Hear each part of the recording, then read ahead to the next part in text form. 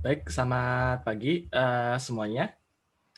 Berhubung sudah mulai jam 10 ya, jadi kita mulai saja. Jadi saya persilakan kepada Mas Arash untuk memulai presentasi pada hari ini.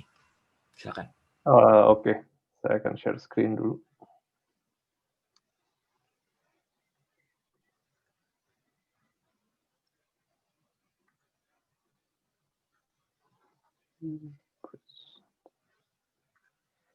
Baik, jadi kelihatan ya presentasinya. Jadi saya Arash Rahman, saya yang kemarin Kamis lalu atau Rabu lalu, saya lupa, membahas mengenai Graph Convolutional Networks. Hari ini saya akan melanjutkan kuliah saya dengan sebuah topik yang agak berbeda, namun masih terkait dengan riset saya, yaitu reinforcement learning. Di sini sebenarnya reinforcement learning itu merupakan sebuah bidang yang sangat luas. Jadi kalau Anda datang ke conference dari kecerdasan buatan yang top, itu biasanya reinforcement learning ini akan sekitar ada menyumbang kira-kira kayak 30% paper yang di-accept setiap conference.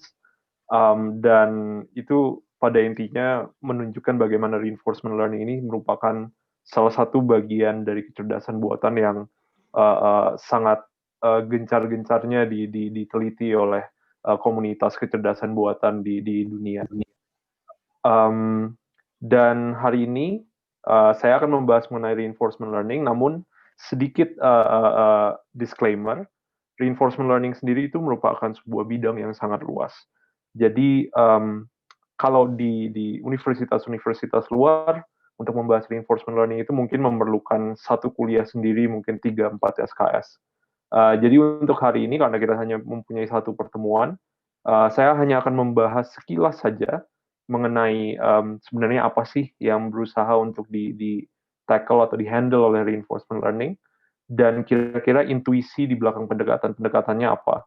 Dan nanti harapan saya setelah kalian selesai dari kuliah ini, kalian bisa mencoba untuk mengeksplorasi sendiri reinforcement learning seandainya memang itu membuat Anda tertarik. Baik, jadi untuk hari ini presentasi kita akan terbagi menjadi 5 section.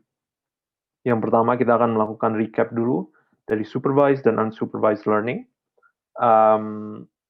Kemudian kita akan melanjutkan dengan sedikit formulasi tentang pemodelan masalah dari reinforcement learning, serta goal dari reinforcement learning itu sendiri. Kemudian dalam proses pendefinisian permasalahan reinforcement learning ini, kita nanti akan membanding-bandingkan antara reinforcement learning dan supervised learning. Kemudian setelah itu saya akan memberikan sebuah overview sangat-sangat singkat dari teknik reinforcement learning. Seperti yang sudah saya katakan tadi, ada ratusan paper reinforcement learning yang sudah di-propose oleh orang-orang selama mungkin 5 tahun terakhir, dan mustahil bagi saya untuk bisa mengcover semua, tapi saya bisa memberikan mungkin intuisi sederhana dari cara kerja dari berbagai algoritma-algoritma ini. Kemudian nanti di section keempat, saya akan melanjutkan ini dengan bagaimana cara kita bisa menggabungkan model-model deep learning dengan reinforcement learning, dan itulah sebetulnya bidang riset yang sedang gencar-gencarnya diteliti oleh komunitas AI, penggabungan antara deep learning dan reinforcement learning. Dan pada akhirnya saya akan menutup kuliah ini dengan sedikit menjelaskan aplikasi-aplikasi dari reinforcement learning berdasarkan literatur-literatur yang sudah ada sekarang. Baik, sekarang kita akan membahas dulu tentang supervised dan unsupervised learning. Kita hanya akan recap singkat saja. Nah, untuk supervised learning, kalian tahu kan setup learning-nya itu seperti apa. Jadi, sebenarnya tujuan dari supervised learning itu adalah mengaproksimasi label. Nah, untuk mengaproksimasi label ini, kalian akan diberikan sebuah feature vector X. Dan pada proses mengaproksimasi label ini, kalian akan diberikan kesempatan untuk learning dulu, dan kesempatan learning ini diberikan berupa sebuah dataset. Jadi kalian akan diberikan dataset, di mana dataset ini terdiri dari setiap data point yang ada di dalam dataset itu terdiri dari dua komponen, yaitu pertama features dan juga label yang diasosiasikan dengan features tersebut. Dan keduanya, features dan label ini sama-sama bisa diobservasi di dalam dataset. Kemudian, untuk supervised learning sebenarnya idenya sederhana. Kalau dilihat dari segi statistik, sebenarnya intuisi di balik supervised learning adalah kita akan berusaha untuk melatih model kita untuk memaksimalkan fungsi likelihood tertentu. Dan fungsi likelihood ini bisa bermacam-macam, tergantung dari bentuk label dan input feature yang diberikan. Nah, salah satu contoh task supervised learning itu adalah regresi. Kalau kalian lihat di gambar di sebelah kanan ini, sebenarnya task regresi ini ya sebenarnya sama kayak curve fitting saja. Jadi kalian diberi dataset, di sini feature-nya itu cuma satu dimensi, kemudian labelnya itu adalah label yang bersifat kontinu karena ini adalah permasalahan regresi. Kemudian tugas kalian adalah membuat sebuah function yang errornya paling sesedikit mungkin untuk dataset yang diberikan ini. Dan untuk regresi kalian tahu bahwa likelihood-nya itu sebenarnya sama saja dengan mengoptimalkan least square error-nya, dengan meminimalkan least square error dari modelnya ini. Nah, kemudian untuk unsupervised learning, ini agak sedikit berbeda dengan supervised learning. Untuk unsupervised learning, yang ingin kita lakukan adalah sebenarnya mengenali pola di dalam data. Tapi kita berusaha mengenali pola ini tanpa memiliki label dari data-data seperti yang kita miliki pada supervised learning. Nah, kalau kita ingin melakukan hal itu, yang biasanya kita lakukan adalah kita mengasumsikan struktur yang menghasilkan pola-pola data, pola-pola di dalam data.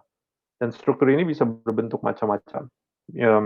Mungkin bagi kalian yang familiar dengan graphical models, struktur ini bisa berupa sebuah probability distribution, atau bagi kalian yang mungkin lebih familiar dengan neural networks, autoencoders, dan sebagainya, struktur ini bisa berupa sebuah representasi, sebuah vektor yang biasanya dimensinya lebih rendah. Nah, parameter-parameter dari struktur yang menghasilkan pola-pola di dalam data ini biasanya bersifat latent. Jadi kalian tidak bisa mengobservasinya di dalam data, dan kalian juga tidak bisa mengobservasinya di lewat model kalian secara langsung. Tapi tetap sebenarnya pada saat kalian mengoptimisasi model ini untuk unsupervised learning, yang dilakukan adalah kalian tetap akan memaksimalkan fungsi likelihood tertentu, walaupun nanti teknik optimisasinya bisa berbeda-beda karena adanya latent variable ini. Contohnya, kalian bisa pakai adversarial training, atau mungkin kalau kalian untuk generative model, kalian bisa menggunakan algoritma EM, expectation maximization, dan sebagainya. Ada banyak sekali teknik yang bisa digunakan untuk mengatasi permasalahan karena latent variable ini. Nah, untuk sebagai sebuah contoh saja, ini sebagai sebuah contoh, ini contoh di mana kita membuat sebuah representasi dari molekul. Jadi ini terkait dengan penelitian yang saya sudah pernah bahas di pertemuan sebelumnya, bagaimana kita bisa merepresentasikan molekul dalam dimensi lebih rendah. Dan ya, ini salah satu contohnya. Jadi ini molekul-molekul ini akan direpresentasikan dalam vektor 2 dimensi yang seperti ini. Jadi warna-warna ini merepresentasikan space-space di mana molekul ini bisa direpresentasikan di situ. Baik. Jadi sebenarnya cuma itu, supervised learning dan unsupervised learning. Sekarang kita pergi ke reinforcement learning. Sebenarnya apa sih yang berbeda dari reinforcement learning dibanding dengan dua jenis pendekatan ini? Nah, sebenarnya dari segi permasalahan yang ingin dipecahkan saja, reinforcement learning itu sudah cukup berbeda dibanding yang dua ini. Jadi, reinforcement learning ini sebenarnya bisa secara historis itu bisa ditelusuri dari AI planning. Jadi AI planning ini merupakan salah satu subbagian kecerdasan buatan yang mungkin sudah ada dari tahun 70-80-an. Dan ini merupakan salah satu ide utama tentang membuat kecerdasan buatan pada saat itu. Jadi sebuah sistem itu dikatakan cerdas seandainya sistem itu bisa menghasilkan serangkaian aksi untuk mencapai goal tertentu. Jadi AI planning ini tujuannya adalah jika diberikan sebuah goal, sebuah pengambil keputusan, sebuah sistem, sebuah mesin itu harus bisa menentukan apa aksi yang dia lakukan untuk mencapai goal tersebut. Dan dalam proses mencapai goal ini, AI ini harus bisa memaksimalkan berbagai performance measures. Dan performance measures ini bisa bermacam-macam, tapi intinya biasanya dia akan didefinisikan oleh seorang desainer. Nah, output dari proses planning ini biasanya adalah A, bisa sebuah policy. Kita akan bahas lebih lanjut nanti policy itu apa. Intinya policy atau kebijakan itu adalah sebuah fungsi yang memetakan informasi yang diobservasi oleh seorang pengambil keputusan dan aksi apa yang harus dia lakukan berdasarkan informasi tersebut. Nah, atau selain policy, AI planning ini juga bisa outputnya itu adalah sebuah sequence of action. Jadi rangkaian aksi. Jadi kalau misalkan AI itu punya goal tertentu, output dari AI planning ini adalah serangkaian aksi sehingga agent itu bisa mencapai goal tersebut. Nah, baik. Sekarang, kalau memang tujuan dari reinforcement learning itu adalah planning, menghasilkan sebuah policy atau menghasilkan serangkaian action, pertanyaan pertama kita adalah, kenapa ini perlu dipecahkan dengan reinforcement learning? Kenapa kita tidak menggunakan supervised learning saja? Dan sebenarnya kalau kita ingin menggunakan supervised learning untuk memecahkan permasalahan ini, sebenarnya mungkin saja. Nah, penggunaan supervised learning untuk memecahkan persoalan AI planning itu sering disebut sebagai imitation learning. Untuk menggunakan supervised learning dalam memecahkan permasalahan AI planning, yang dilakukan adalah kita bisa mempekerjakan seorang expert. Jadi kita bisa mempekerjakan seorang manusia untuk mendemonstrasikan ke agent, ke mesin, bagaimana supaya dia itu bisa mencapai goal-nya dia. Sebagai contoh, ini misalkan kita mau membuat sebuah self-driving car, salah satu hal yang bisa kita lakukan adalah kita bisa mempekerjakan seseorang untuk mendemonstrasikan bagaimana seorang manusia itu mengendalikan sebuah mobil di dalam mungkin di dalam jalan, di dalam kota dan sebagainya. Kemudian yang kita lakukan adalah kita akan mengumpulkan dataset berdasarkan demonstrasi dari si expert ini. Jadi input di dalam dataset ini, feature-feature input untuk modelnya nanti adalah state dari sistem. Jadi state itu kan tadi adalah sekumpulan informasi yang bisa digunakan untuk menentukan aksi. Jadi kalau misalkan di permasalahan self-driving car misalnya, state-nya itu biasanya adalah pertama misalkan lokasi dari si mobil. Kemudian itu juga adalah heading dari mobil atau arah berapa derajat arah dari si mobil itu ke kemudian ada juga misalkan kecepatan si mobil dan sebagainya. Dan label itu adalah aksi yang didemonstrasikan oleh si expert pada state itu. Jadi pada saat sebuah mobil misalkan ada di sini, apa aksi yang dicontohkan oleh expert misalkan disimbolkan dengan panah merah ini. Nah, sebenarnya ini mungkin kan plausible. Seandainya kita bisa membuat seorang expert itu menganotasikan data dengan cukup banyak, mungkin ini bisa dipakai untuk melatih sebuah agent. Permasalahannya adalah begini. Jadi, ketika kita melatih sebuah sistem dengan supervised learning, misalkan tidak harus di self-driving car ini, di dataset yang simple saja, kalian akan melihat bahwa tidak akan ada, biasanya akan jarang sekali sebuah model itu bisa akurat 100%, ya kan? Jadi biasanya tetap kan ada error, mungkin kecil, 1%, 2%, dan sebagainya. Sekarang, bayangkan seandainya error ini terjadi di permasalahan AI planning. Yang terjadi adalah seperti ini. Misalkan dalam konteks self-driving car ini. Pada awalnya, agent kita akan berada misalkan di state yang sama dengan si expert. Tapi karena adanya error, adanya selisih sedikit antara keputusan yang diambil oleh si expert dan keputusan yang dipelajari oleh si agent, maka akan ada perbedaan kecil dari arah yang diambil oleh mobil yang dikendalikan oleh expert dan mobil yang dikendalikan oleh self-driving car ini misalkan. Nah, awalnya mungkin perbedaan ini hanya sedikit, mungkin efeknya itu sangat-sangat minim. Cuman semakin lama, semakin jauh mobil tersebut berjalan, perbedaannya itu akan semakin besar. Apa yang terjadi ketika perbedaan ini semakin besar?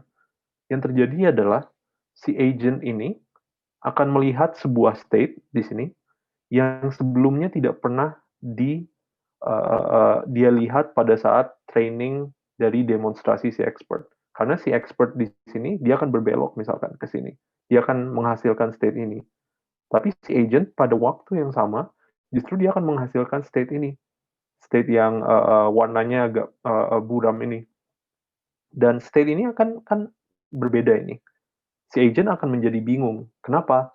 Jadi di machine learning, di supervised learning, itu ada yang istilahnya distribution shift. Itu adalah sebuah permasalahan di supervised learning. Jadi biasanya classifier atau model regresi yang Anda latih itu um, performance-nya itu akan sangat bagus jika dia dievaluasi pada dataset yang distribusinya sama dengan distribusi yang digunakan pada saat training.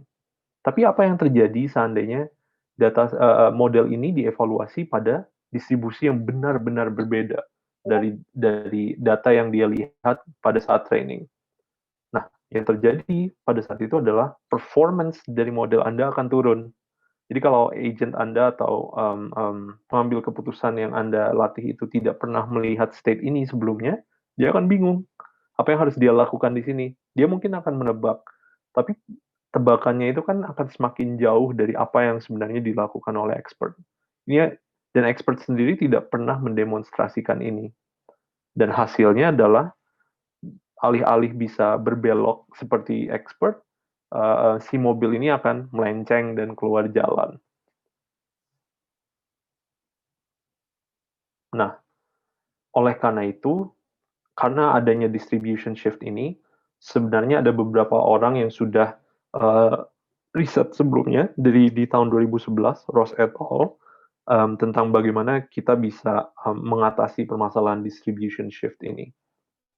Nah, intuisinya adalah ternyata kita harus melakukan ini secara iteratif.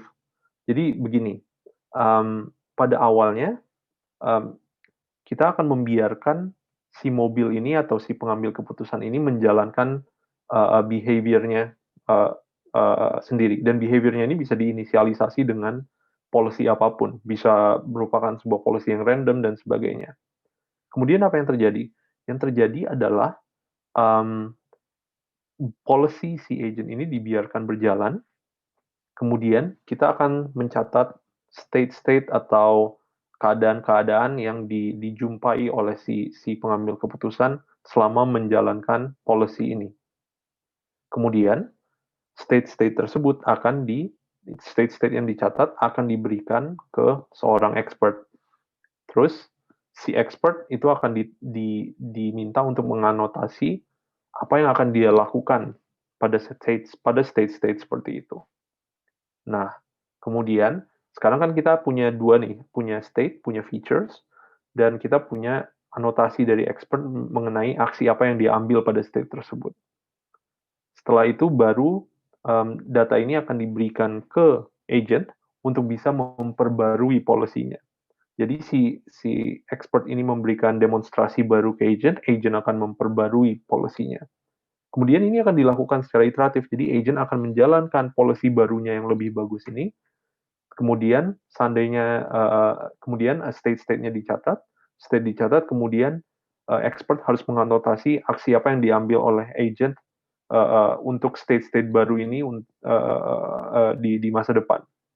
Setelah itu, ini akan terus dilakukan berulang kali sampai agentnya bisa berfungsi dengan baik. Nah, apa permasalahannya? Bahkan dengan Dagger ini, jadi algoritma sebelumnya ini diberi nama Dagger, dan apa permasalahan dari algoritma Dagger ini? Kenapa ini tidak bagus? Pertama, Dagger ini memerlukan seorang expert. Ini yang paling penting. Nah, pada saat kita mencoba untuk mempekerjakan seorang expert, pastinya akan ada resource dari segi waktu dan biaya. Dari segi biaya, tentu kayak kita harus membayar orang yang kita jadikan expert ini untuk memberikan anotasi berupa aksi-aksi yang akan dia lakukan pada state-state tertentu.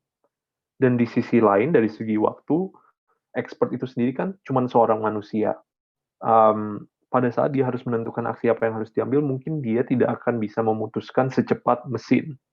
Oleh karena itu, waktu yang diperlukan untuk mengumpulkan data dari expert juga biasanya bisa jadi lama. Nah, yang kedua, ini yang paling penting.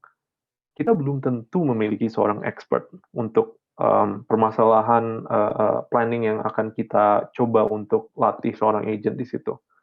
Sebagai contoh, salah satu menurut saya contoh menarik dari kesuksesan reinforcement learning itu adalah di Go, di permainan Go dan catur. Nah, untuk di Go ini, kalau Anda lihat film dokumenter dari AlphaGo, salah satu hal menarik dari AlphaGo adalah dia bisa menghasilkan strategi-strategi baru yang sebelumnya bahkan pemain pro itu tidak pernah kepikiran untuk ambil. Dan ini sebenarnya menyiratkan poin saya bahwa kadang strategi yang dipakai oleh expert ini belum tentu strategi yang paling optimal.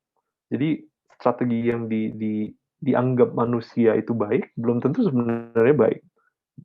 Kita ingin supaya kecerdasan buatan yang kita buat itu bisa melampaui strategi-strategi yang dimiliki oleh manusia dan menghasilkan strategi baru yang mungkin bisa lebih baik daripada strategi kita sebelumnya. Dan itu kan sebenarnya kayak tujuan utama kita, membuat sebuah sistem kecerdasan buatan.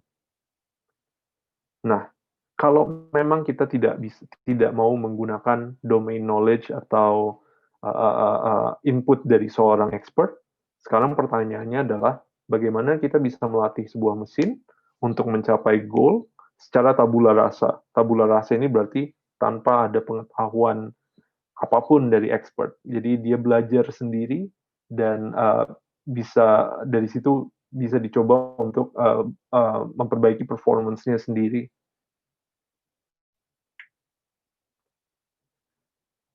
Um, um, dan sekarang saya akan membahas sedikit tentang sebentar. This right.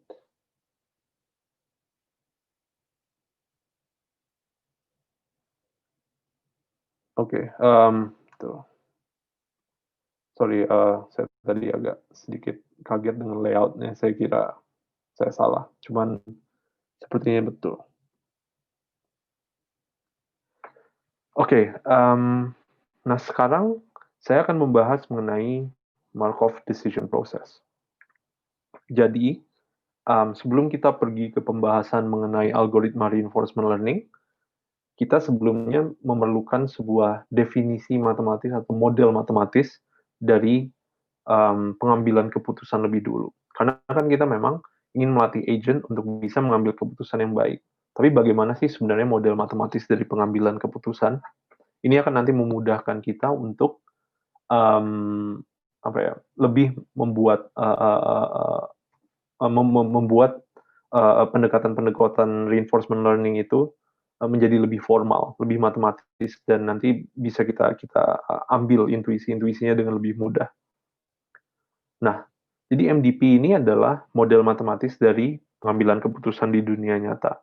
Ini adalah model paling simpel. Sebenarnya nanti akan ada di bidang matematika yang namanya stochastic process, itu akan ada banyak sekali varian dari MDP ini. Cuman MDP ini adalah varian yang paling sederhana, paling basic. Nah, di MDP ini kita mengasumsikan bahwa agent, pengambil keputusan, itu beroperasi pada sebuah environment. Dan environment itu sebenarnya adalah kayak seperti sebuah bisa kalian anggap sebagai sebuah task yang berusaha dilakukan oleh si agent. Nah, si environment ini nanti jadi di dalam environment ini agent akan melakukan aksi, ya kan? Jadi agent itu akan melihat dulu sebuah state. Jadi agent bisa mengobservasi environment itu bagaimana. Jadi dia bisa mengetahui situasi dari lingkungan dia berada dan berdasarkan informasi tersebut dia akan memilih aksinya. Ini. Dari situ, dari aksi yang dilakukan, environment ini, dia akan menghasilkan dua hal. Yang pertama adalah next state. Jadi, biasanya kan setelah kita melakukan sebuah aksi, sistem itu keadaannya akan berubah. Jadi, environment itu keadaannya akan berubah. Sebagai contoh, kalau saya misalkan mengambil pulpen, melakukan aksi mengambil pulpen, lingkungan tempat saya akan berubah sehingga pulpen yang tadinya misalkan ada di meja, itu lokasinya akan berpindah ke tangan saya, misalkan seperti itu. Jadi sistem itu akan berubah state-nya. Kemudian selain itu, sebagai akibat dari aksi, agent itu juga akan mendapatkan reward. Nah, reward ini sebenarnya adalah sebuah skalar. Jadi satu angka. Jadi merupakan satu angka yang nanti akan digunakan dalam proses training. Dan angka ini biasanya nanti akan menyiratkan seberapa banyak si agent atau seberapa baik si agent ini dalam memilih sebuah aksi. Jadi biasanya reward ini nanti bisa mengindikasikan seperti kualitas dari action yang diambil oleh agent atau mungkin mengindikasikan sudah progres dari agent dalam menyelesaikan goal yang ingin dia lakukan. Kita akan bicara lebih lanjut mengenai reward nanti. Nah, ini definisi lebih formalnya, definisi matematisnya. Jadi MDP itu sebenarnya adalah sebuah 5 tuple, 5 tuple. Jadi ada 5 komponen dari MDP. Pertama state space, action space, transition function, reward function, dan discount factor. State space. Nah, state space ini merupakan himpunan semua kemungkinan nilai dari state di environment. Jadi observasi yang bisa dilihat si agent itu kan ada banyak sekali. Himpunan semua observasi yang bisa dilihat seorang agent itu adalah state space. Action space itu adalah himpunan seluruh aksi yang bisa diambil oleh pengambil keputusan oleh si agent. Nah, transition function ini itu adalah elemen dari MDP yang mengatur efek dari aksi yang diambil oleh agent. Jadi transition function ini sebenarnya sebuah fungsi yang menentukan apa efek dari apa next state atau state selanjutnya yang akan diobservasi oleh agent yang dihasilkan setelah dia itu melaksanakan sebuah aksi pada state tertentu. Dan karena di dunia nyata efek dari aksi-aksi kita itu kadang tidak deterministik, tidak pasti, maka biasanya transition function ini hasil pemetaan itu adalah sebuah probability distribution. Jadi next state yang dihasilkan itu bisa random. Nah, reward ini adalah skalar yang didapatkan oleh agent ketika dia melaksanakan action. Reward function ini akan mengatur skalar yang didapatkan oleh agent ketika dia melakukan sebuah aksi pada sebuah state. Nah, yang terakhir ini discount factor. Kita akan membahas discount factor lagi nanti, tapi discount factor ini akan jadi semacam parameter yang bisa kita ubah-ubah nilainya untuk mengatur apakah pengambil keputusan ini miopic. Jadi miopic itu berarti dia hanya peduli pada keuntungan jangka pendek, atau apakah agent ini merupakan agent yang peduli terhadap keuntungan jangka panjang. Kita akan membahas lebih lanjut mengenai kenapa discount factor ini bisa melakukan hal tersebut di beberapa slide selanjutnya. Baik. Nah, kita sudah punya MDP. Kita bisa memodelkan pengambilan keputusan di sebuah environment. Tapi apa sih sebenarnya permasalahan yang umum dijumpai pada saat training? Pertama, salah satu masalah utama adalah efek dari aksi yang dilakukan oleh agent itu tidak deterministik. Jadi seperti yang sudah saya katakan tadi, transition function, reward function, itu bisa jadi tidak deterministik. Kedua, state tidak sepenuhnya bisa diobservasi.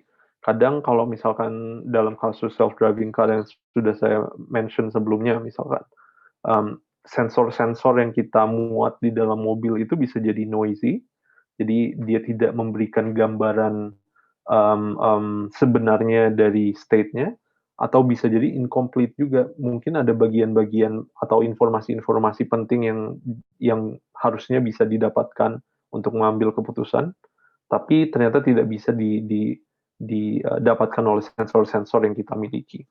Mungkin karena sensor kita terbatas kemampuannya.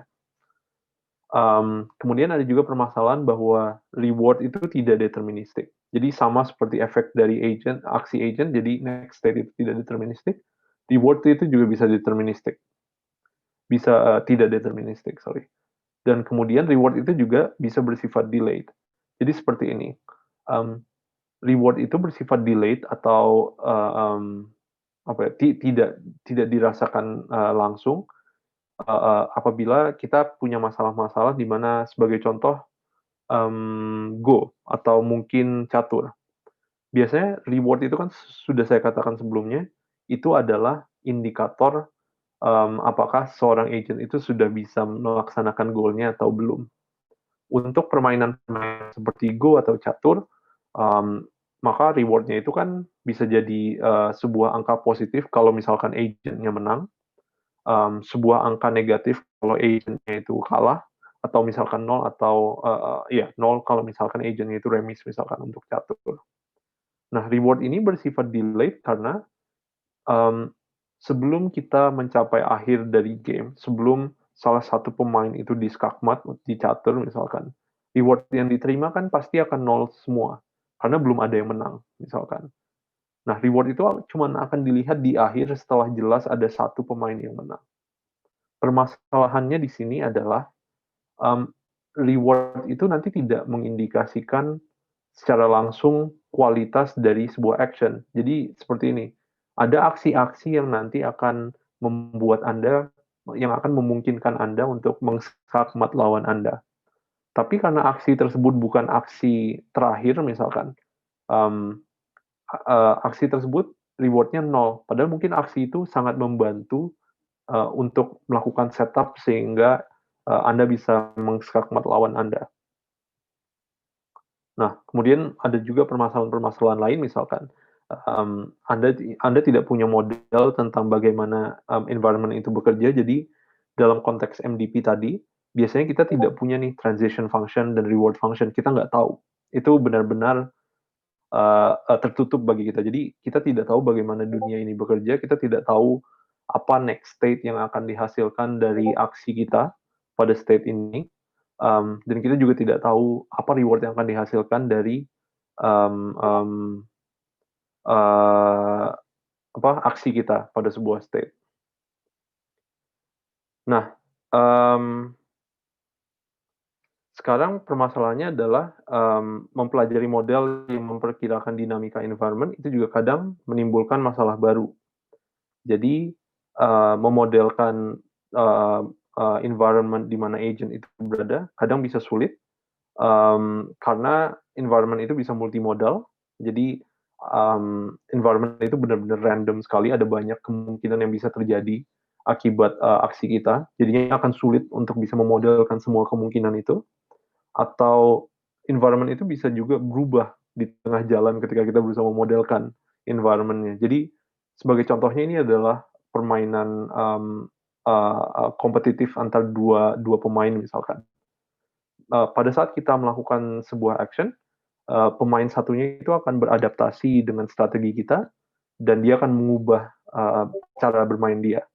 Dan itu akan menghasilkan dinamika yang terus menerus berubah jadinya kan. Baik, mungkin sebentar saya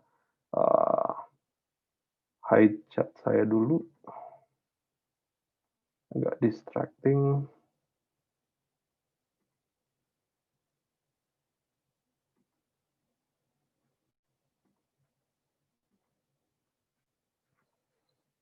Oke.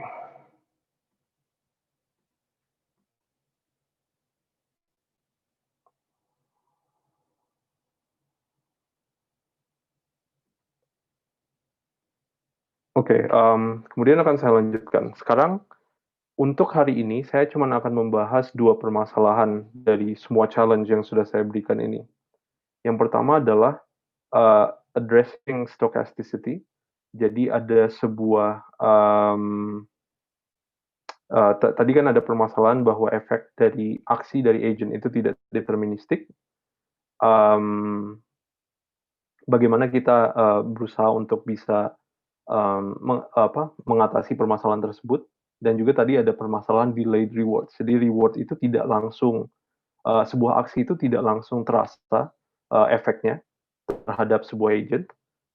Kadang reward yang, dihasilkan oleh, aksi tersebut bisa jadi delay, bisa jadi observasinya jauh setelah aksi tersebut dilaksanakan. Jadi 2 isu ini akan berusaha kita address, akan kita bahas di presentasi hari ini.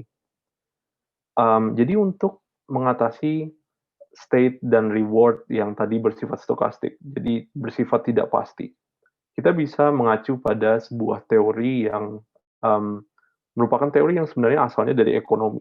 Jadi, teorinya berbunyi begini, ya teorinya bernama expected utility theory dan berbunyi begini, ketika seorang pengambil keputusan itu dihadapkan pada ketidakpastian dari efek dari tindakannya, sebagai pengambil keputusan yang rasional, dia seharusnya memilih keputusan yang memaksimalkan expected utility.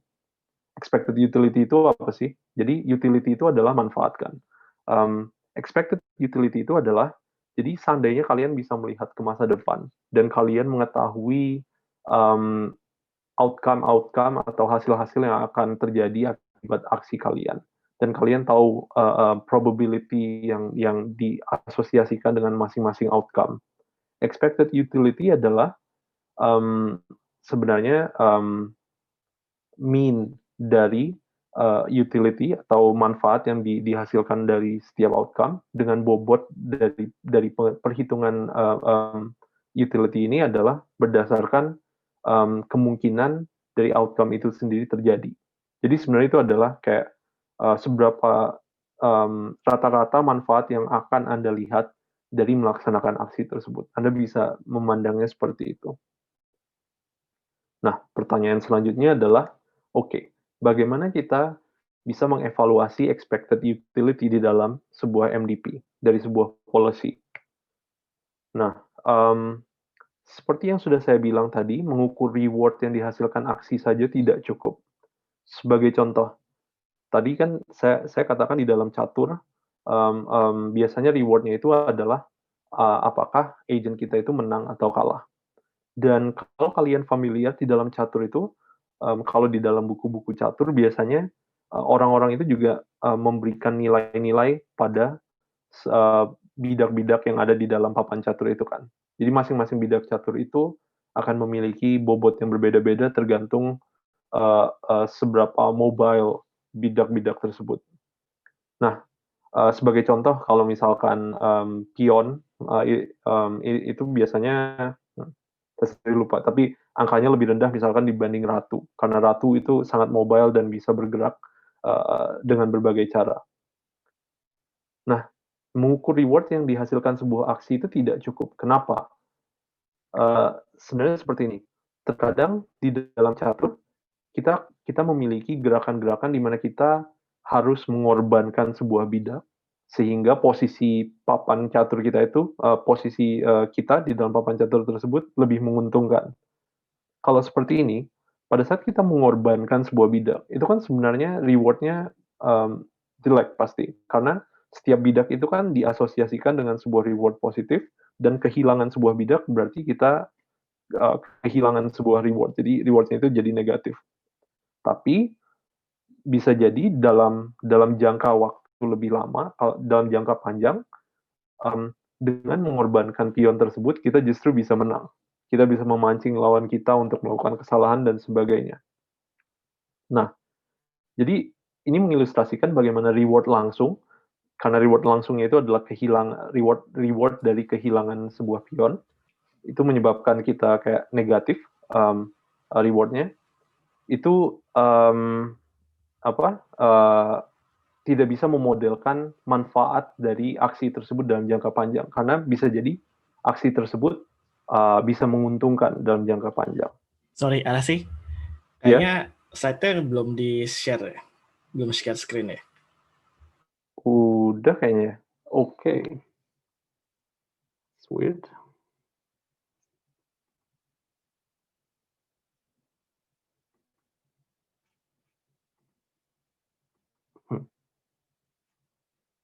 Sekarang udah kelihatan?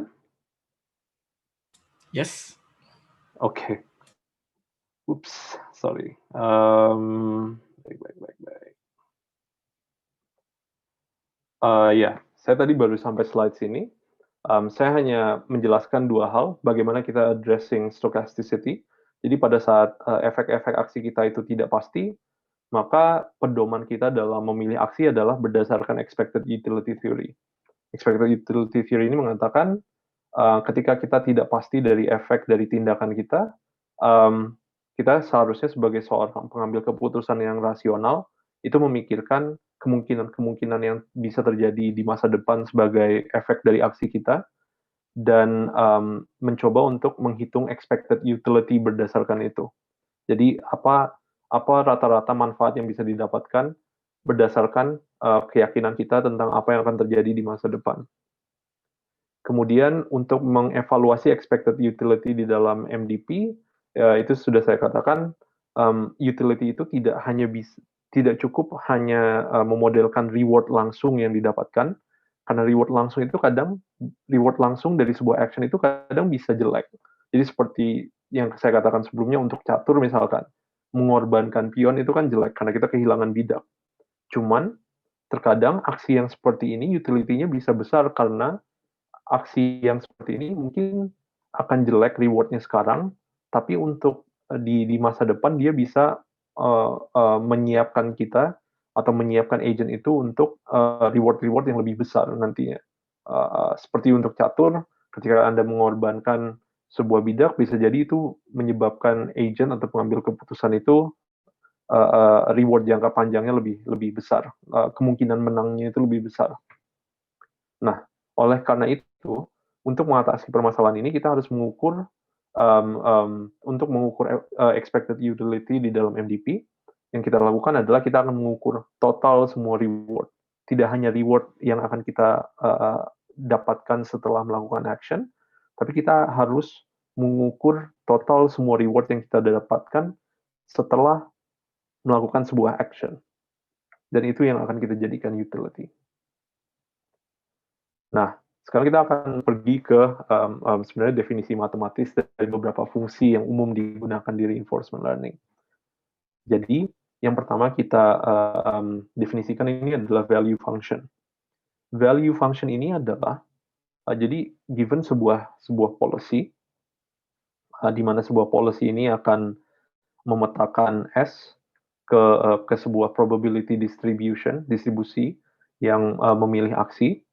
Value dari sebuah policy itu menghitung total seluruh reward yang didapatkan agent dari dengan mengikuti policy pi dari mulai dari state S. Jadi seandainya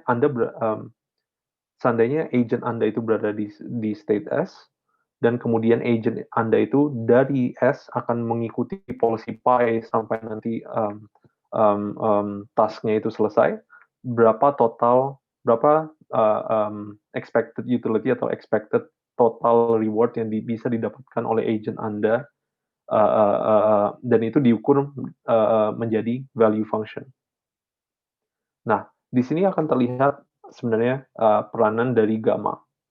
Jadi gamma ini, discount rate, itu mengukur tadi seperti yang sudah saya katakan, seberapa myopic, seberapa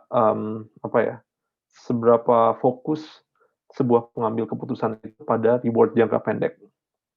Ketika gamma ini nilainya 0, mendekati 0, maka pengambil keputusan itu akan semakin tidak peduli terhadap reward-reward yang terjadi di masa depan. Jadi dia hanya peduli pada reward-reward yang akan terjadi di waktu yang dekat dengan saat ini. Sedangkan kalau gamma ini makin mendekati 1, si pengambil keputusan ini sebenarnya akan menjadi lebih fokus pada masa depan. Nah, ini sebenarnya parameter yang bisa Anda ubah-ubah pada saat nanti melakukan training. Dan ya, ini akan menentukan seberapa myopik atau seberapa peduli seorang pengambil keputusan terhadap reward jangka panjang. Baik, dan ini sebenarnya saya mendefinisikan ini semua untuk memberikan intuisi sebenarnya apa sih tujuan kita di dalam reinforcement learning. Jadi di dalam reinforcement learning yang kita lakukan adalah kita berusaha untuk mencari sebuah optimal policy. Optimal policy itu apa? Optimal policy itu adalah policy yang kalau dijalankan dari state manapun, ini merupakan policy yang value function-nya itu lebih besar dibanding policy-policy lain yang merupakan alternatif. Secara tidak langsung ini mengatakan bahwa policy ini harus memiliki performa yang jauh lebih baik dibanding policy-policy manapun, dimulai dari state apapun di dalam MDP tersebut. Nah, oke. Sekarang, seandainya kita memiliki optimal value function yang sudah saya definisikan sebelumnya, bagaimana kita bisa mencari tahu optimal policy kita? Dan sebenarnya intuisinya mudah. Jadi, optimal policy ini kan sebenarnya tadi mengukur total reward yang didapatkan dari mulai melakukan dari sebuah state. Nah, total reward ini kan sebenarnya bisa dibagi menjadi 2 bagian. Bagian pertama di sini adalah reward yang langsung diobservasi. Jadi setelah melakukan aksi, pengambil keputusan itu akan langsung mendapat reward. Begitu kan ini. Jadi ini di term pertama ini. Di term yang kedua, itu adalah total reward yang didapatkan di masa depan. Jadi total reward ini kan bisa dibagi menjadi 2 intinya, reward yang langsung dirasakan dan reward yang dirasakan di masa depan. Nah, kalau kita punya optimal value function V, aksi yang optimal itu adalah aksi yang jumlah total reward-nya itu untuk masa sekarang dan masa depan itu paling besar. Dan ya, jadi sebagai seorang agent, Anda tinggal melakukan di sebuah state untuk sebuah optimal policy, Anda tinggal mengambil aksi yang total reward-nya itu di masa depan itu paling tinggi. Nah, di dalam implementasinya, kadang menghitung persamaan di slide ini itu agak-agak ribet. Kenapa? Ini kita harus menghitung 2 expected value. Dan menghitung 2 expected value itu terkadang memerlukan computational cost yang besar, apalagi kalau misalkan distribusi dari reward dan distribusi dari next state berdasarkan T ini, transition function ini agak rumit. Jadi dalam implementasinya, kita bisa mencoba untuk mengestimasi action value function instead. Kita akan mengestimasi action value function dan menyimpan itu nanti di dalam komputer, di dalam mesin kita. Dan seperti intuisi yang sudah saya katakan sebelumnya, seandainya kita memiliki estimasi dari optimal action value function, optimal policy itu bisa didapatkan dengan mudah. Kita tinggal melakukan aksi yang nilai Q atau action value function-nya pada sebuah state itu paling tinggi. Nah, action value function ini sebenarnya secara intuitif, karena dia ini adalah menghitung nilai di kanan ini, yang dia lakukan adalah dia menghitung jumlah reward yang didapatkan di masa depan setelah melakukan sebuah aksi. Jadi kalau kita melakukan sebuah aksi A di sebuah state S, berapa total reward yang akan mengikuti aksi tersebut. Dan itu adalah action value function. Nah, sekarang apa hubungannya antara Q dan V ini? Seperti yang sudah saya katakan, jadi untuk seandainya Q dan V ini dievaluasi untuk sebuah optimal policy, untuk optimal policy, kan tadi sudah saya katakan, um, um, policy-nya itu adalah mengambil action mana yang nilai action value-nya itu lebih tinggi, yang paling tinggi. Dan pada dasarnya, pada saat ini optimal, Q dan V ini sama. Ini sebenarnya bisa dibuktikan secara matematis, tapi saya tidak akan membahas ini dengan lebih lanjut. Oke, sekarang saya sudah menjelaskan panjang lebar tentang action value, kemudian state value di reinforcement learning. Sebenarnya apa sih yang dilakukan oleh pendekatan-pendekatan reinforcement learning? Pendekatan reinforcement learning itu sebenarnya punya dua komponen utama. Pertama, pendekatan-pendekatan reinforcement learning ini akan berusaha untuk mengaproksimasi optimal value function. Tujuannya adalah kalau memang kita punya optimal value function, kita bisa menentukan aksi apa yang bisa diambil, aksi apa yang harus diambil seorang agent. Dan aproksimasi ini bisa dilakukan either secara eksplisit maupun implisit. Namun tujuan akhirnya selalu sama. Jadi aksi dengan action value yang lebih tinggi itu akan lebih di-prefer. Jadi si pengambil keputusan itu akan disuruh untuk mengambil aksi yang action value-nya lebih tinggi. Nah, mungkin ini perbedaan paling mendasar antara reinforcement learning dan supervised learning. Untuk reinforcement learning, data tidak didapatkan melalui expert, namun langsung dari proses interaksi dengan environment. Jadi, si agent ini akan coba-coba melakukan berbagai aksi di dalam lingkungan tempat dia berada, dan dari situ dia bisa nanti akan memperbarui aproksimasi dari action value dan state value-nya. Nah, ini akan menyebabkan adanya permasalahan nih. Jadi karena agent ini harus mengumpulkan datanya sendiri, nanti akan ada yang namanya exploration exploitation dilemma. Jadi exploration exploitation dilemma ini adalah sebuah permasalahan yang dijumpai ketika melakukan training. Untuk exploitation ini, yang dimaksud dengan exploitation ini adalah ketika agent itu mencoba untuk melakukan aksi yang menurut dia paling bagus. Sedangkan exploration itu adalah ketika si agent ini memutuskan untuk melakukan aksi yang sebenarnya dia belum pernah bukan dia belum pernah coba, tapi kayak dia jarang coba sebelumnya, atau aksi yang random selain aksi yang menurut dia paling bagus. Kenapa ini penting? Jadi kalau kalian belajar dari coba-coba, belief kalian atau aksi yang kalian percaya merupakan aksi optimal di awal itu bisa jadi salah. Karena di awal-awal kalian sebagai pengambil keputusan itu kan belum tahu banyak. Jadi bisa jadi apa yang menurut Anda optimal itu sebenarnya tidak optimal. Nah, agar Anda bisa mengubah belief Anda tentang aksi apa yang optimal, Anda harus mencoba melakukan aksi-aksi lain yang merupakan alternatif. Dan proses untuk mencoba aksi-aksi lain yang merupakan alternatif ini merupakan yang namanya aksi eksplorasi. Jadi ini ibaratnya seperti kalau misalkan kalian mencoba mencari sebuah restoran. Di satu sisi kalian bisa mencoba pergi ke restoran langganan kalian yang kalian tahu enak, tapi di sisi lain kalau kalian terus melakukan ini, kalian bisa melewatkan restoran-restoran lain yang sebelumnya tidak pernah kalian coba, tapi ternyata bisa jadi mungkin lebih enak dibanding restoran langganan kalian itu.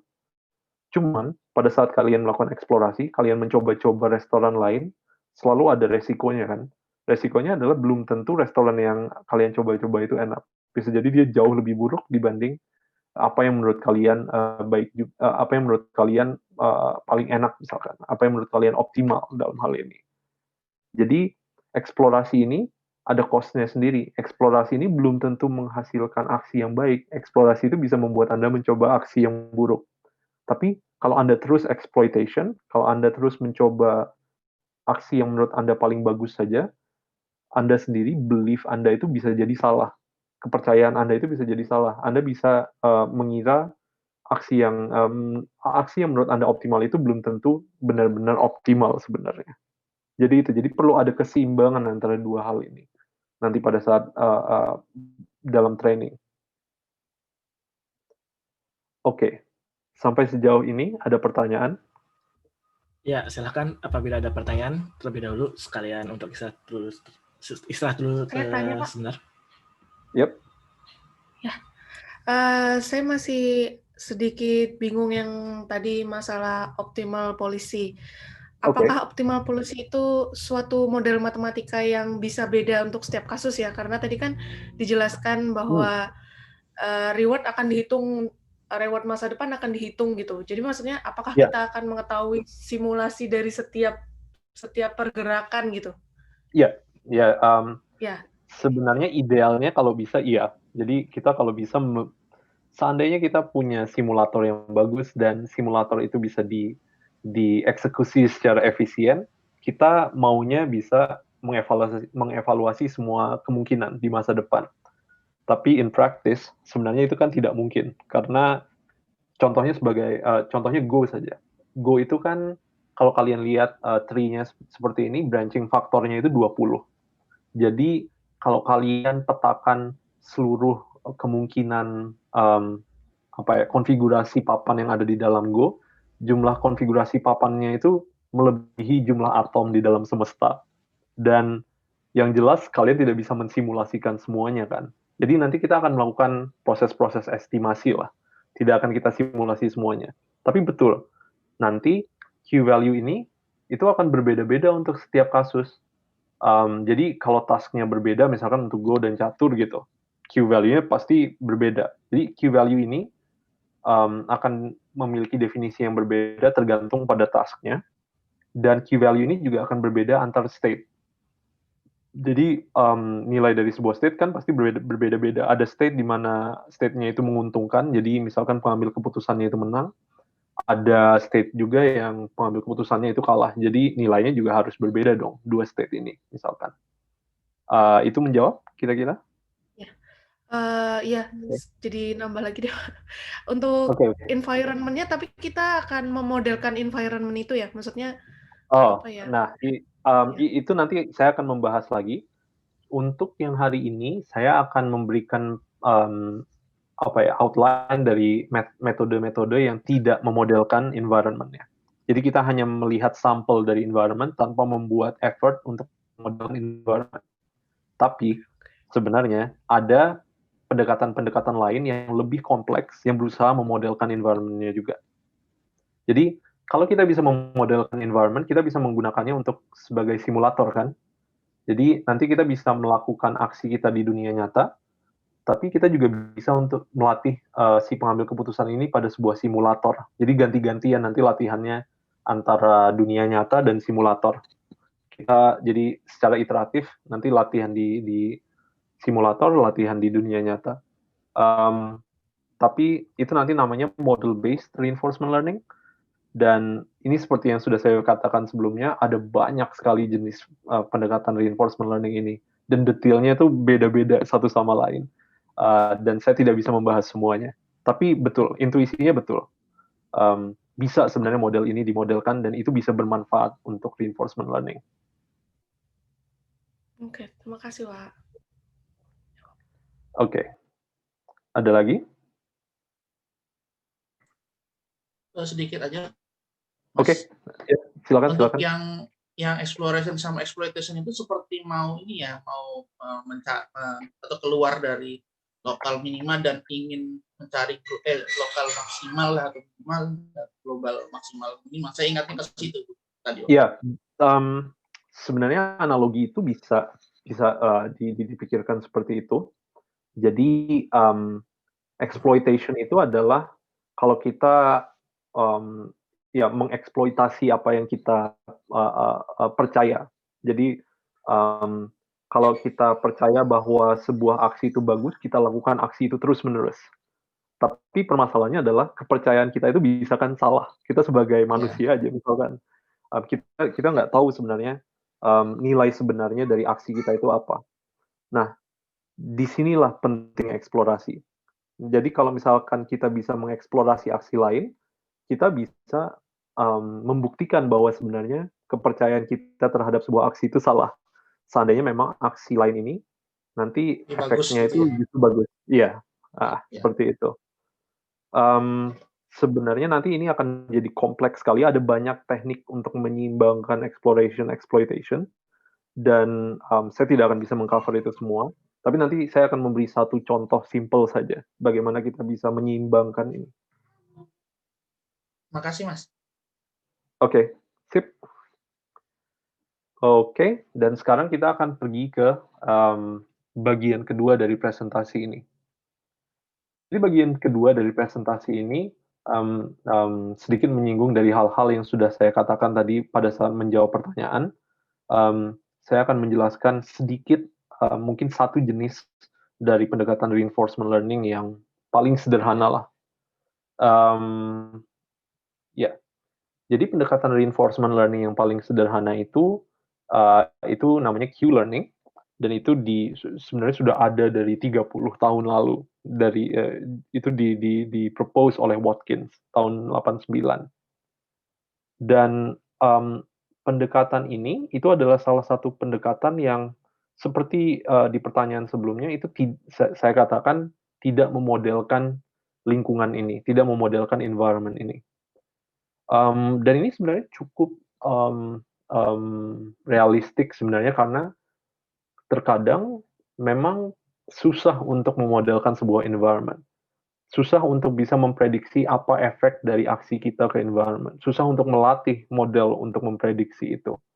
Jadi kadang kita memang menyerah, kita tidak mau memodelkan environment-nya. Yang kita lakukan, kita akan berusaha untuk melakukan training hanya berdasarkan sampel dari environment. Nah, sebenarnya sampel dari environment yang penting untuk update value function yang sudah kita bahas sebelumnya itu apa? Jadi ini berkaca pada persamaan terakhir di dalam update action value function yang sudah kita bahas sebelumnya. Kalian bisa lihat ini di beberapa slide sebelumnya.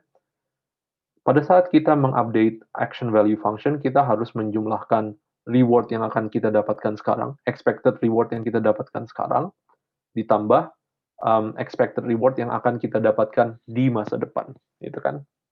Nah, permasalahannya adalah reward ini kan tadi saya katakan bisa saja stokastik, tapi kita tidak bisa melihat sebenarnya probability distribution yang menghasilkan reward ini apa. Jadinya apa? Ya sudah, untuk menghitung expectation ini, kita akan menggunakan sampel saja. Dan yang paling mudah adalah kita menggunakan satu sampel aja, iya kan? Jadi kalau di dalam statistik, kalau seandainya kalian mencoba menghitung rata-rata sesuatu dari sebuah populasi, salah satu teknik yang bisa kalian lakukan adalah, ya udah kalian sampling saja beberapa orang dari dalam populasi, kemudian kalian lihat besaran yang ingin kalian sampel dari besaran yang ingin kalian ukur berdasarkan sampel-sampel dari orang tersebut kan, dari orang-orang yang kalian sampel tersebut. Nah, kasus paling ekstrimnya adalah kalau kita hanya menggunakan satu orang saja misalkan untuk disampel besarannya, dan dalam hal ini besaran yang ingin kita sampel kan reward, dan yang bisa kita lihat itu kan cuma satu reward yang kita dapatkan begitu kita melakukan sebuah action, akan ada cuma satu skalar saja kan, dan kita menggunakan satu skalar itu saja untuk mengestimasi expected value ini, jadi reward. Sama next state yang dihasilkan sebagai respons environment terhadap aksi yang kita lakukan pada state sebelumnya, itu kan bisa banyak sekali, karena next state itu bisa stokastik. Nah, sama seperti reward, daripada kita bergantung pada distribusi ini untuk menghitung expected value, kita menggunakan sampelnya saja. Dan kita juga menggunakan kasus ekstrimnya di mana kita menggunakan satu sampel doang dari apa yang kita lihat di next state. Jadi sebenarnya ini persamaan update Q-learning. Untuk menghitung nilai Q, kita akan menambahkan reward yang kita observasi ditambah gamma dikali optimal value function dari next state yang kita observasi itu. Ini menyebabkan kita bisa menghilangkan nilai expected value ini kan, bisa mengestimasi itu, walaupun estimasi ini bisa jadi buruk. Nah, kemudian tadi kan ada persamaan kalau misalkan untuk optimal policy, V dan Q maksimal dari Q, nilai maksimal dari Q ini kan sama. Jadi kalian bisa substitusi V ini dengan nilai Q. Jadinya update-nya akan menjadi seperti ini. Nah, bagaimana ini digabung dengan proses pengumpulan data agar kita bisa melatih Q value. Nah, ini dilakukan di dalam algoritma Q-learning ini. Jadi, yang pertama dilakukan di algoritma Q-learning ini, Q-value-nya itu boleh kalian inisialisasi dengan nilai apapun. Jadi, initialize state action value untuk setiap pasangan state dan action secara random. Boleh semua 0, 1, dan sebagainya. Nanti hasilnya akan sama. Dia akan konvergen ke nilai yang sama. Secara matematis, dijamin. Kemudian, untuk, nah ini proses pengumpulan data nih. Jadi untuk setiap episode, jadi dalam mengumpulkan data itu kan biasanya kita ada episode-episodenya. Jadi seperti kalau main catur, satu episode itu biasanya mulai dari awal bermain sampai nanti ada yang menang atau yang kalah. Nah, dan kita kalau misalkan belajar itu bisa melakukan beberapa game kan, jadi ada beberapa episode. Jadi untuk setiap episode, kita initialize dulu state awal kita. Jadi kita mulai dulu state pertama kita apa. Nah, kemudian si pengambil keputusan ini akan menentukan aksi yang akan diambil berdasarkan sebuah policy, dan policy di sini epsilon greedy. Kita akan berbicara ini lebih lanjut nanti. Epsilon greedy ini sebenarnya digunakan hanya untuk menyeimbangkan tadi eksplorasi dan eksploitasi. Tapi kita akan merevisit itu nanti ke depannya. Kemudian setelah kita melakukan aksi, si agent ini kan akan melihat, oke, reward apa yang dihasilkan oleh aksi tersebut, dan state baru apa yang akan dihasilkan setelah melakukan aksi tersebut. Dan nilai Q value ini tinggal diupdate berdasarkan persamaan ini. Jadi, nilai Q value sebelumnya itu akan diupdate dengan learning rate alpha untuk mendekati nilai ini, R plus gamma max. Jadi kalau kalian lihat, kalau kalian perhatikan secara matematis, apa yang terjadi adalah nilai Q yang lama akan dibuat supaya makin mendekati nilai R plus gamma max Q. Karena seperti yang sudah kita katakan tadi, ini kan yang mau kita jadikan target, ini nilai yang ingin kita jadikan target pada saat kita melakukan optimisasi dari Q value. Jadi Q ini akan diupdate berdasarkan nilai di ruas kanan ini. Sama. Nilai Q sebelumnya ini akan diupdate untuk mendekati nilai ini. Dan ini akan kita lakukan terus-menerus selama ribuan step, dan secara ajaib, sebenarnya tidak secara ajaib, secara matematis, nanti kita akan konvergen ke Q yang optimal. Setelah melakukan ini mungkin ribuan step, selama ribuan steps. Oke, dan ini adalah algoritma eksplorasi yang sudah saya katakan tadi. Jadi untuk eksplorasi ini, untuk menyeimbangkan antara eksplorasi dan exploitation, yang kita lakukan adalah biasanya dengan menggunakan epsilon greedy. Jadi epsilon greedy ini sebenarnya mudah. Epsilon itu sebenarnya menyatakan peluang yang kita berikan pada sebuah agent untuk melakukan aksi yang random. Jadi epsilon ini sebenarnya berkorespondensi dengan bagaimana kita menyuruh si pengambil keputusan untuk melakukan eksplorasi. Jadi dengan peluang epsilon, kita menyuruh si agen atau si pengambil keputusan untuk melakukan eksplorasi dengan memilih action apapun. Terserah, dia memilih action secara random, uniform random. Namun, dengan peluang 1 min epsilon, kita akan menyuruh dia memilih aksi yang menurut dia paling optimal. Jadi, sebenarnya secara implementasi yang akan dilakukan seperti ini. Kita tinggal mensampel sebuah angka secara uniform antara 0 dan 1.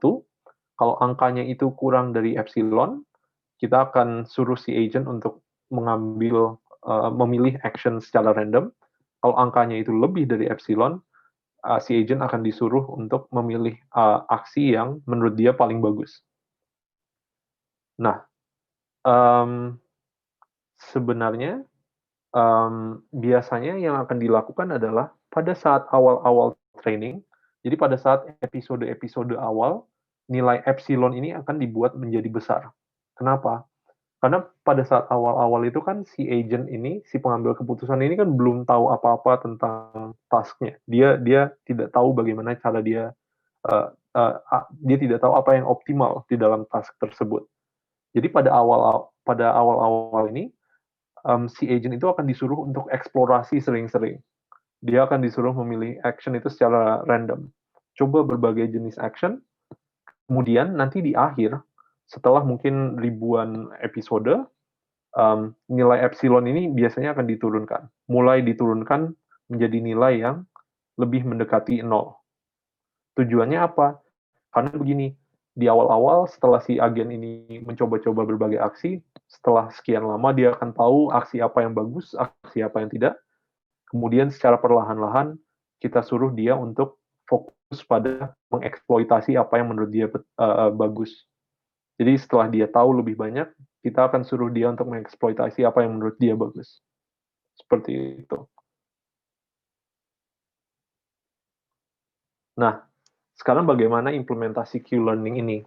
Implementasi Q-learning ini sebenarnya sangat sederhana kalau misalkan kita kembali pada contoh dari Q-learning yang diimplementasi tahun 1989 ini.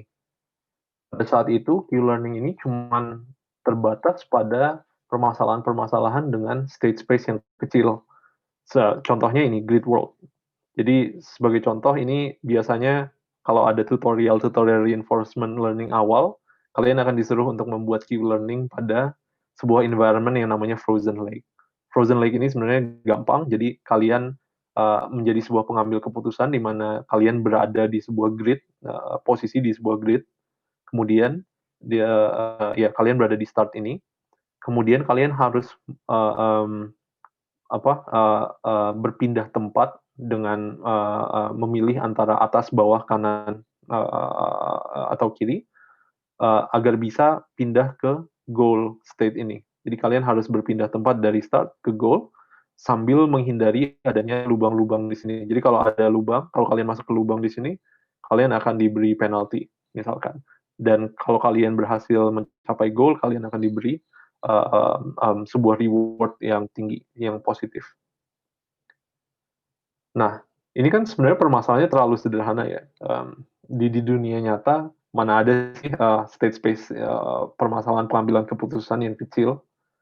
Biasanya, kita ingin melatih permasalahan itu dengan jumlah state space yang besar. Sebagai contoh, misalkan, kalau misalkan kalian bermain game, yang kalian inginkan itu kan sebenarnya state-nya berupa sebuah image. Bagaimana kita bisa membuat sebuah tabel untuk semua kemungkinan image yang muncul di layar kalian misalkan? Nggak mungkin kan? Karena terlalu banyak pixelnya, terlalu banyak jenis state yang mungkin, dan terlalu besar nantinya tabel yang akan kalian simpan. Nah, ini baru kita nanti akan mengexpand ini dengan convolutional neural networks yang sudah kalian pelajari sebelumnya. Tapi sebelum itu, sebelum kita pergi ke sana, saya akan memberikan dulu mungkin sedikit summary lah tentang teknik-teknik RL yang sudah ada diimplementasikan selama ini. Jadi ini seperti yang sudah saya katakan sebelumnya, teknik RL itu sebenarnya secara garis besar bisa dibagi jadi dua. Teknik yang pertama adalah model free. Jadi untuk model free, kalian tidak berusaha memodelkan lingkungan. Kalian cuman ya sudah berusaha belajar berdasarkan sampel yang didapatkan dari lingkungan, tapi tidak membuat effort eksplisit untuk memodelkannya. Dan sebenarnya ada beberapa contoh algoritma seperti ini. Q-learning misalkan, di dalam Q-learning kalau kalian lihat pseudocode-nya, kalian tidak pernah berusaha memodelkan lingkungan kan. Kalian cuman bergantung pada reward the next state yang diberikan lingkungan, yang merupakan sampel dari transition function dan reward function dari environment. Kemudian ada juga direct policy search. Jadi kalau di Q-learning itu kita berusaha mengaproksimasi action value function atau value function. Di direct policy search kita tidak berusaha mengaproksimasi itu secara eksplisit, Tapi yang kita lakukan adalah kita sebenarnya nanti akan mencoba tuning dari policy itu secara langsung supaya policy itu nanti akan lebih prefer untuk mengambil aksi-aksi yang efeknya bagus di masa depan. Saya tidak akan mengelaborasi tentang ini, tapi itu juga ada contoh-contoh algoritma seperti itu. Kemudian ada juga algoritma actor critic. Algoritma actor critic ini sebenarnya penggabungan antara dua hal ini. Jadi Q-learning di mana kalian belajar sebuah value, dan direct policy search di mana policy ini diubah-ubah untuk memprefer action-action yang key value-nya lebih tinggi. Jadi kalian bisa menggabungkan dua ini dengan algoritma actor critic. Oke, sekarang apa sih keuntungannya dari algoritma model free? Algoritma model free itu keuntungannya adalah kita biasanya performance akhirnya lebih bagus dibandingkan algoritma model based. Dan nanti saya akan menjelaskan kenapa itu terjadi. Tapi model free algorithm ini juga nanti memerlukan lebih banyak sampel data untuk training. Dan nanti juga saya akan menjelaskan di slide selanjutnya kenapa itu terjadi. Oke, dan sekarang untuk model based reinforcement learning, ini jadi sebenarnya tekniknya sederhana. Kalian berusaha untuk memodelkan lingkungannya, sekalian kalian belajar untuk menentukan aksi apa yang harus kalian ambil. Nah, kegunaannya apa kalau misalkan kalian punya model? Kalau kalian punya model, kalian bisa gunakan model ini, aproksimasi model ini sebagai sebuah simulator. Jadi nanti kalian ganti-gantian latihannya. Kalian bisa latihan berdasarkan data yang langsung didapatkan dari environment, tapi kalian juga bisa gantian latihan di dalam simulator yang tidak menggunakan data dari environment. Nah, kegunaannya kenapa? Hal ini berguna supaya kalian itu tidak perlu menggunakan banyak data untuk training. Kenapa? Jadi, trainingnya itu kan sebagian bisa dilakukan di dalam simulator. Kalian tidak harus menggunakan data langsung dari environment. Jadinya, data yang diperlukan lebih sedikit. Tetapi, konsekuensinya adalah biasanya performa akhirnya lebih buruk. Dan kenapa hal itu terjadi? Hal itu terjadi karena model kita ini biasanya tidak begitu tepat, ya kan?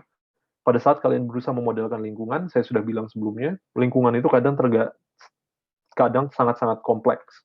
Nah, kalau lingkungannya itu tidak dimodelkan dengan baik, maka simulasi yang Anda lakukan di dalam simulator itu juga tidak akan baik hasilnya. Hasilnya biasanya akan jadi lebih buruk, tapi tidak buruk-buruk amat lah kalau menurut saya.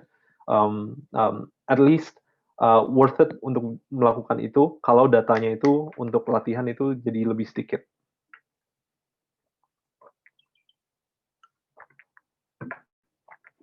Oke. Nah, kita sampai pada dua section terakhir. Dan di sini saya akan membahas mengenai deep reinforcement learning. Jadi di deep reinforcement learning ini, sebenarnya apa yang kita lakukan adalah kita menggabungkan model deep learning dengan pendekatan-pendekatan reinforcement learning. Jadi pendekatan reinforcement learning ini sudah ada sejak tahun 80-an, seperti saya katakan tadi, dan originally mereka tidak menggunakan model deep learning apapun, mereka menggunakan tabel-tabel saja. Tapi sekarang, mungkin sekitar 5 tahun terakhir, kita mulai melihat adanya publikasi-publikasi yang menggabungkan keduanya. Dan bagaimana kita menggabungkan deep neural networks ke reinforcement learning? Biasanya ada 3 cara. Pertama, kita bisa mengaproksimasi action value tadi. Kedua, kita bisa langsung memodelkan policy-nya, jadi si neural network ini akan merepresentasikan policy dari seorang agent, dan ini biasanya akan muncul di direct policy search, di pendekatan-pendekatan direct policy search. Atau yang terakhir, deep neural networks ini bisa digunakan untuk mengestimasi model dari environment itu kan. Jadi dia bisa dilatih dengan supervised learning untuk memprediksi next state dan next reward yang dihasilkan oleh sebuah MDP. Dan ini biasanya nanti akan digunakan bersamaan dengan model-based reinforcement learning. Apa sih keuntungannya? Jadi kalau misalkan menggunakan model deep learning, keuntungannya adalah kita bisa mengatasi permasalahan pada saat state space-nya itu berukuran besar kan. Jadi kita tidak perlu bergantung pada tabelnya itu ukurannya tidak akan terlalu besar. Kita bisa menggunakan model deep neural networks. Jadi kita bisa menggunakan image sebagai input sebagai contohnya. Nah, sekarang saya akan membahas sedikit tentang bagaimana kita menggabungkan deep neural networks dengan Q-learning. Jadi ini kan yang sudah kita ketahui sebelumnya, nilai Q value yang lama itu akan diupdate untuk mendekati nilai target value ini, yaitu R plus gamma kali max ini. Secara intuitif, sebenarnya hal ini kan sama saja dengan regresi. Jadi kalau di dalam permasalahan regresi, kalian berusaha untuk membuat output dari model kalian untuk mendekati nilai tertentu kan, mendekati nilai skalar tertentu. Nah, ini juga sama secara prinsip kan. Jadi yang kita lakukan adalah kalau misalkan kita mau mensubstitusi tabel tadi dengan deep neural network-nya itu nanti akan dilatih untuk mengurangi selisih antara target value, jadi ini R plus max, dengan estimasi sebelumnya. Jadi ini sebenarnya jadi sebuah permasalahan regresi kan, loss function-nya jadi sebuah mean squared error saja, begitu. Nah, kemudian ini sendiri sebenarnya sudah pernah diimplementasi di algoritma DQN. Jadi ini sudah diusulkan pada tahun 2015 oleh Nick et al. Dan yang mereka lakukan adalah, jadi mereka mencoba untuk melatih sebuah agen di game Atari. Jadi game-game Atari ini seperti game-game Nintendo zaman dulu, tahun 80-an, 90-an. Inputnya itu adalah sebuah image, dan nanti neural network-nya itu akan digunakan untuk mengaproksimasi Q value atau action value yang tadi sudah saya jelaskan. Dan arsitekturnya nanti ada sebuah convolution network di beberapa layer pertama, kemudian ada fully connected network, dan nanti output terakhirnya itu adalah Q value yang diasosiasikan pada aksi-aksi yang bisa diambil di game Atari tersebut, misalkan menekan tombol untuk bergerak ke atas, bergerak ke kanan, ke bawah, dan sebagainya. Oke. Dan sebenarnya ada sedikit perubahan-perubahan dari algoritma DQN ini dibanding algoritma Q-learning. Oke, sebelum kita membahas itu, tentunya tetap ada hal yang sama, yaitu cara kita melakukan eksplorasi. Eksplorasinya tetap dengan epsilon greedy, sama seperti Q-learning. Nah, cuman untuk melatih neural networks kan biasanya kita memerlukan batch data kan. Kalian pada saat mengupdate neural networks, kalian tidak mengupdate berdasarkan satu sampel seperti itu biasanya. Kalian memerlukan batch beberapa sampel sekaligus. Nah, untuk melakukan itu, biasanya untuk DQN, kita nanti akan membuat sebuah seperti database yang bernama Experience Replay. Experience Replay ini akan menampung beberapa observasi dari agen pada saat dia melakukan action. Jadi, si agent ini mungkin di transisi pertama dia melihat state 1, melakukan aksi 1, kemudian hasilnya adalah dia mendapatkan reward 2 dan pergi ke state kedua. Dan ini akan dia simpan terus selama P transisi, dan P ini biasanya bisa jutaan. Experience replay ini besarnya bisa jutaan transisi, jadi dia bisa menyimpan jutaan transisi. Kemudian, pada saat kita melatih neural network ini, kita akan memilih transisi di dalam experience replay ini secara random. Jadi dari 1 juta transisi yang kita punya itu, kita uniform sampling, mungkin 64 atau 96 transisi untuk dijadikan sebuah batch. Kemudian kita akan menghitung loss function ini berdasarkan transisi-transisi tersebut. Dan dari situ kita bisa melakukan gradient descent untuk melatih neural network kita. Kemudian ada juga trik-trik lain yang mungkin sedikit lebih membingungkan sebenarnya fungsinya untuk apa, tapi intinya untuk membuat trainingnya lebih stabil. Jadi di sini kan kelihatannya memang Q-nya itu dilatih oleh model yang sama, tapi ternyata hal ini akan menyebabkan jadi kalau misalkan nilai Q di sini dan Q yang kedua ini dihitung oleh model yang sama, hasilnya akan jadi sangat tidak stabil learning-nya. Yang mereka lakukan adalah mereka akan menggunakan 2 model berbeda. untuk menghitung ini. Dan model yang berbeda ini untuk menghitung target, jadi untuk menghitung Q yang ada di dalam R plus gamma ini, itu diberi nama target networks. Kalian bisa membaca papernya secara lebih langsung untuk mengetahui alasan detail kenapa itu digunakan. Tapi yang menarik adalah, jadi kalau misalkan kalian lihat videonya, kalian bisa lihat bagaimana di awal ini kan, tadi saya sudah katakan, di awal ini dia melakukan eksplorasi dengan epsilon WD. Jadi pas awal-awal dia actionnya itu tidak jelas. Dia masih di sini misalkan di permainan breakout, Anda bisa lihat bagaimana dia tidak berhasil memukul bola kembali ke atas. Setelah 200, dia akan jadi sedikit lebih baik. Tapi nanti di akhir, setelah 600 episode, kalau Anda lihat, dia jadi benar-benar jago. Dia bisa menemukan strategi di mana dia membuat lubang di pinggir ini, dan kemudian bolanya itu akan memantul-mantul sendiri di atas, dan dengan mudah dia bisa menghancurkan semua ini dari belakang, dengan minimal effort dari dia. Ya tidak? Oke. Dan ini sebenarnya cuma salah satu contoh permainan di game Atari saja. Sebenarnya di paper aslinya, ada banyak sekali game Atari di mana DQN ini berhasil melampaui kemampuan dari seorang expert, seorang pemain pro di Atari. Jadi kalau tidak salah hampir 50% dari game-game yang ada di Atari ini berhasil dipecahkan oleh DQN, sehingga DQN ini performanya lebih bagus dari performa manusia di situ. Oke. Dan ya, ini ada sedikit contoh-contoh dari paper-paper lain yang membahas tentang algoritma deep reinforcement learning. Dan pada dasarnya sama seperti apa yang sudah saya katakan sebelumnya. Sebenarnya ini gabungan antara algoritma reinforcement learning yang sudah ada sejak lama, digabung dengan deep neural networks. Di salah satu komponen di dalam learning-nya itu diganti dengan deep neural networks. Dan ya, ini ada TRPO, PPO, dan sampai AlphaGo ini.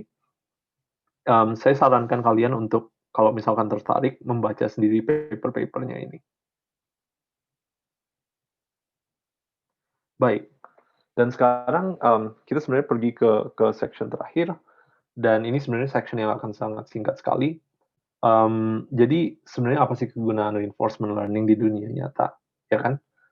Ini yang paling penting. Apa sih aplikasi dari reinforcement learning yang sudah ada sejauh ini? Sebenarnya reinforcement learning itu masih merupakan bidang yang terus berkembang sampai saat ini, tapi ada beberapa hasil yang menurut saya encouraging, yang menunjukkan potensi dari reinforcement learning. Sebagai contoh, ada untuk robotics, dan di robotics ini contoh reinforcement learning ada banyak, tapi contoh yang menurut saya lumayan menarik itu adalah contoh di mana kita bisa mengendalikan sebuah robot untuk mengangkut sebuah payload, tapi biasanya payload ini kan kalau misalkan diangkut oleh robot yang terbang seperti itu sangat tidak stabil ya. Tantangannya adalah bagaimana kita bisa membuat itu secara stabil. Dan ini reinforcement learning bisa digunakan untuk melatih sebuah robot untuk mengangkut beban ini secara lebih stabil. Kemudian ada juga permasalahan-permasalahan menarik seperti permasalahan supply chain. Jadi kalau permasalahan supply chain ini kan sebenarnya seperti kalau misalkan di toko-toko, kalian kan ada banyak produk yang istilahnya perishable, jadi gampang basi. Produk-produk ini kan sebaiknya jangan sampai disediakan terlalu banyak produknya itu di dalam toko sehingga nanti justru tidak ada yang beli dan kemudian basi. Jadi produk-produk ini benar-benar harus direncanakan, jumlah produk yang akan ditampilkan di toko atau disimpan di toko itu ada berapa. Nah, reinforcement learning sendiri sudah digunakan oleh Seymour et al. 2020 untuk melakukan optimisasi terhadap supply chain seperti itu. Kemudian di tahun 2018 kemarin juga ada contoh menarik dari DeepMind tentang bagaimana dia bisa mengurangi cost dari cooling system dia. Jadi dia punya banyak data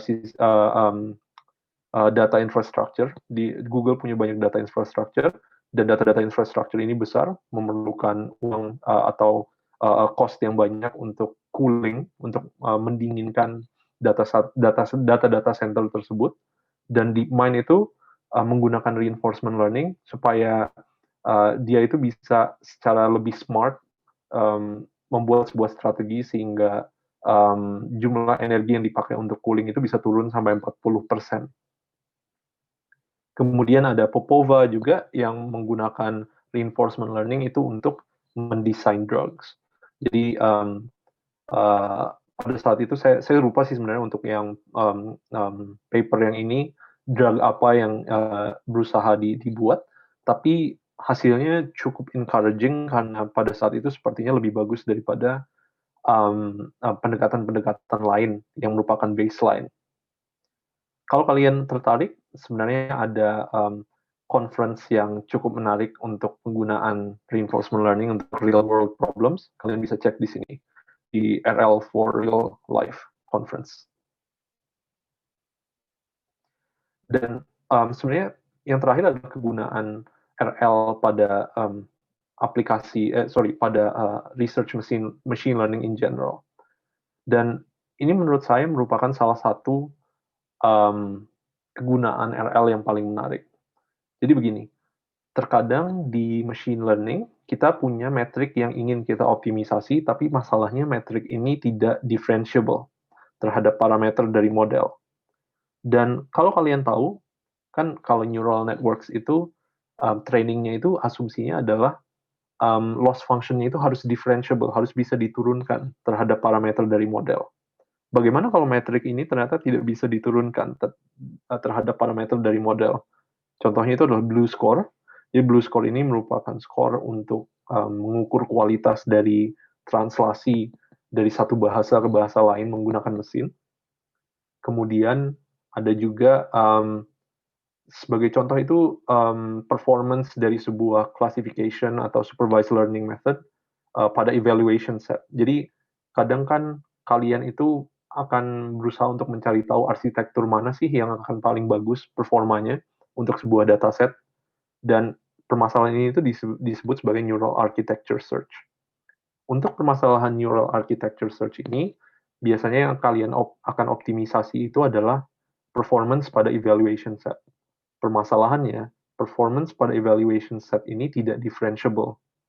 Jadi biasanya strategi yang Anda lakukan sebelum ada pendekatan RL yang melakukan itu adalah kalian coba berbagai konfigurasi network yang berbeda, kalian train secara paralel, terus kalian tinggal pilih mana yang performance-nya paling bagus.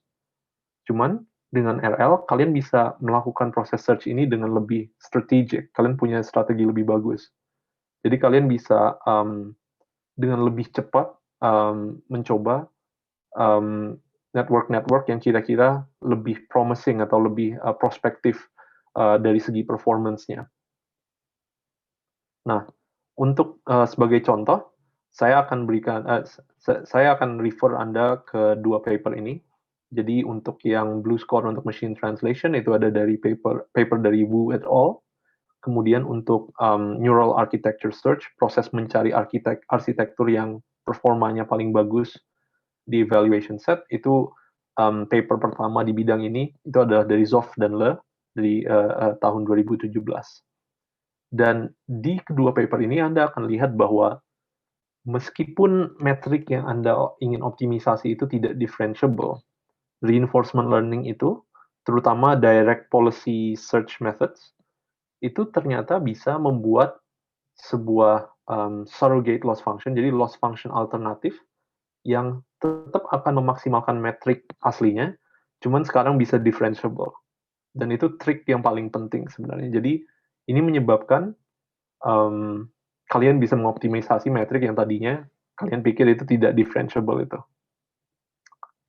Baik, itu saja dari saya. Ada pertanyaan mungkin?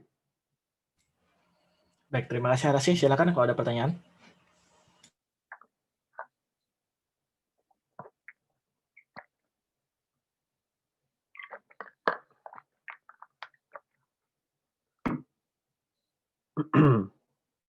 Cool.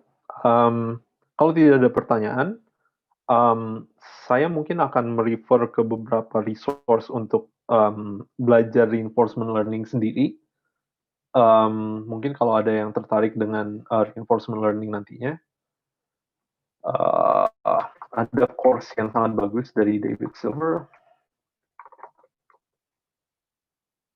Jadi kalau kalian lihat di channelnya DeepMind, kelihatan nggak ya di screen saya? Kelihatan kan ya? Saya. Kelihatan. Oke.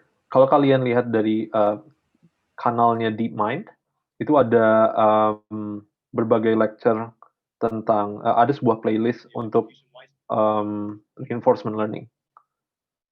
Jadi kalian bisa pelajari ini, dan saya rasa ini merupakan resource yang paling bagus untuk belajar reinforcement learning, dan David Silver pastinya sebagai ahli dari reinforcement learning dan mungkin sebagai salah satu researcher paling terkenal di bidang ini, itu bisa menjelaskan konsep-konsep dasar dari reinforcement learning dengan jauh lebih baik dibanding saya. Kemudian kalau misalkan kalian tertarik dengan deep reinforcement learning, itu ada course dari UC Berkeley, CS295, CS294. Di sini juga ada lecture videosnya, dan yang ngajar di sini adalah Sergey Levin, sama seperti David Silver, dia adalah salah satu researcher top di sini, dan di sini dijelaskan dengan sangat-sangat jelas tentang berbagai pendekatan deep reinforcement learning yang sekarang ada itu. Oke, terima kasih banyak Arash. Jadi memang jadi memang apa ya? Kalau misalkan di kelas, mungkin di unshare dulu Arash ini. Sorry.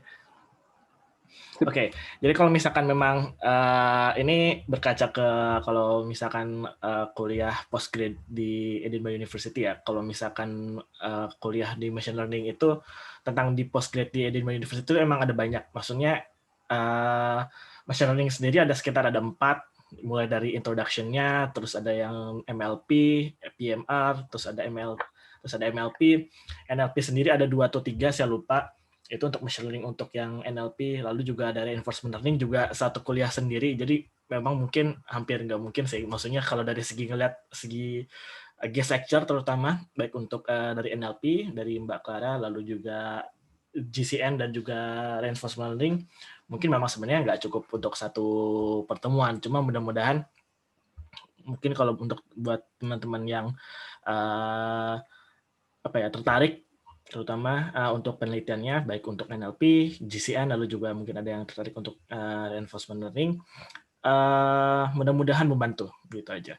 Lalu juga mudah-mudahan Aras juga tidak keberatan kalau ada pertanyaan dari teman-teman mahasiswa, jadi mungkin bisa langsung email aja kali ya. Iya. Saya kayaknya saya lupa apakah saya mencantumkan email saya di slide yang ini, cuman ada. Oke.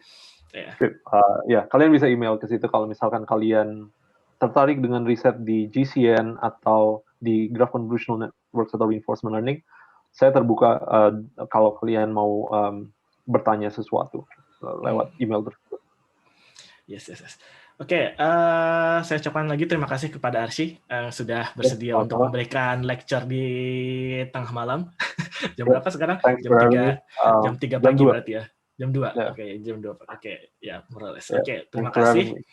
Ya, saya